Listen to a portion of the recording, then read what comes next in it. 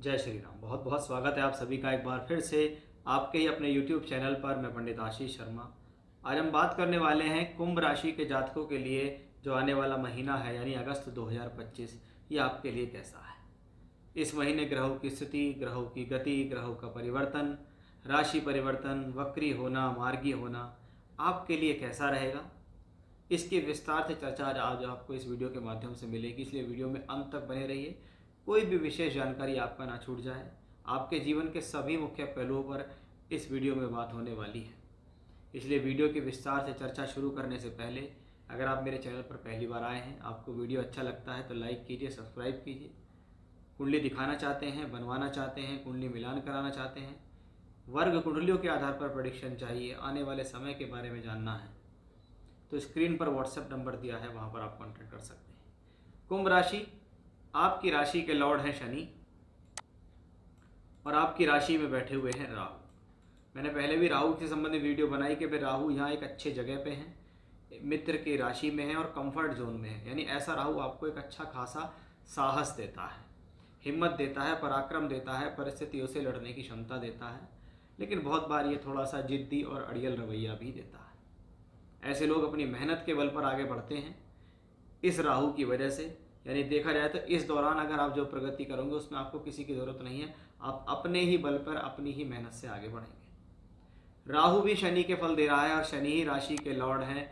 और इससे पहले एक पूरी सीरीज़ मैंने चलाई थी शनि के वक्री होने पर, बहुत लोगों ने उस वीडियो को देखा और सराहा। अगर आपने नहीं देखा है तो आप समझ लीजिए आपसे कहीं ना कहीं बहुत बड़ी चूक हुई है, क्योंकि अब 4 महीने के अंदर यानी 13 जुलाई से 28 नवंबर जब शनि वक्री रहेंगे सेकंड हाउस में, तो ये कुंभ राशि के जातकों को क्या दे सकते हैं, उसकी विशेष जानकारी, उसकी पूर्ण जानकारी चाहिए तो आप उस वीडियो को इस वीडियो के बाद देख लेना मेरे चैनल पर, तो आपको जानकारी मिल जाएगी। मोटे तौर पे देखें तो राशि का मालिक सेकंड हाउस में है, वक्री होने के कारण वो स्ट्रांग है, इसलिए ये स्वास्थ्य और धन सम्मान के लिए अच्छा ही है। आपके द्वारा किए गए प्रयासों के लिए ठीक है, क्योंकि शनि धन भाव से बैठकर दूसरे धन भाव को देख रहे हैं और धन से धन का संबंध जीवन में प्रगति का संबंध होता है।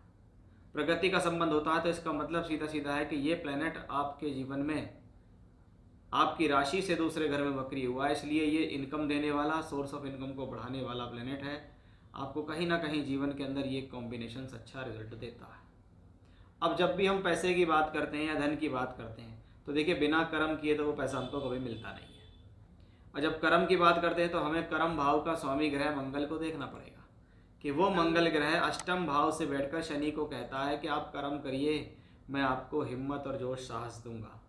धैर्य आपके पास अपने आप ही है, क्योंकि शनि धैर्य के कारक है, हिम्मत जोश के कारक ग्रह मंगल हैं और वो दशमेश होकर यानी शनि और मंगल का आमना सामना यहाँ धनयोग बनाता है, क्योंकि मंगल ग्रह भी यहाँ दशम भाव, यहाँ अष्टम भाव से बैठकर 11वें घर को ही देखते हैं। यानी फिर से ग्रह का संबंध 11वें भाव से है। यानी दो ग्रह हमारे पास ऐसे हो गए जो इस महीने शनि और मंगल 11th हाउस को देखेंगे। 11th house, house of income, source of income, आपका धन, आपका फ़ायदा, आपके प्रमोशंस, आपकी तरक्कियाँ, ये सब 11th हाउस में मिलती हैं। हाँ, बस इस बात का ध्यान रखना है कि क्योंकि मंगल ग्रह आपकी राशि के लिए अगर हम देखें तो अष्टवें दशम के मालिक होकर अष्टम में बैठे हैं, अपनी गलतियों से अपनी प्रोफेशनल लाइफ में आपको कोई नुकसान नहीं करना। ऐसे समय में कोई चेंज नहीं करना, कोई बदलाव नहीं करना, कोई जल्दबाजी में नियम अपना कोई डिसीजन नहीं लेना, अफरा तफरी मत करना। किसी भी तरीके से आपको यहाँ ऐसा कुछ नहीं करना है जो आपको प्रॉब्लम दे या आपको लॉस दे, क्योंकि शनि और मंगल दोनों का संबंध 11वें घर से है। तो हमारे पास एक तीसरा प्लेनेट है, वो है बृहस्पति, जो इस महीने और अधिक पावरफुल कंडीशन में होगा, क्योंकि बृहस्पति इस महीने होंगे पुनर्वसु नक्षत्र में।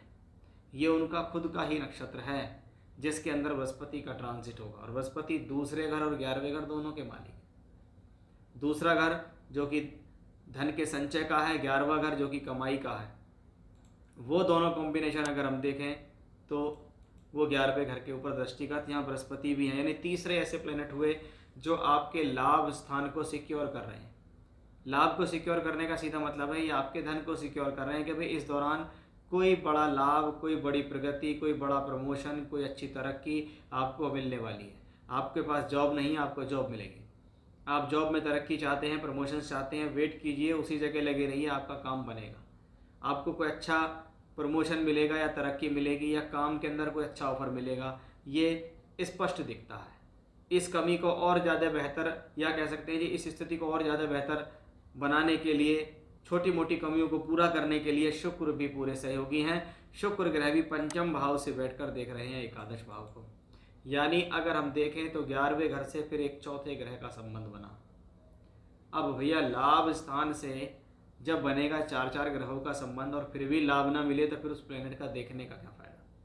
फिर तो आप यही समझिए, फिर एक ही कंडीशन हो सकती है कि आपको फ़ायदा नहीं मिल रहा, कि जो मेरी कुंभ राशि और मुझे फ़ायदा नहीं मिल रहा, तो फिर तो आपकी दशाएं इसका मतलब बहुत ही ज़्यादा खराब चल रही हैं, कि आपके प्लेनेट चाहते ही नहीं कि आपको कुछ मिले।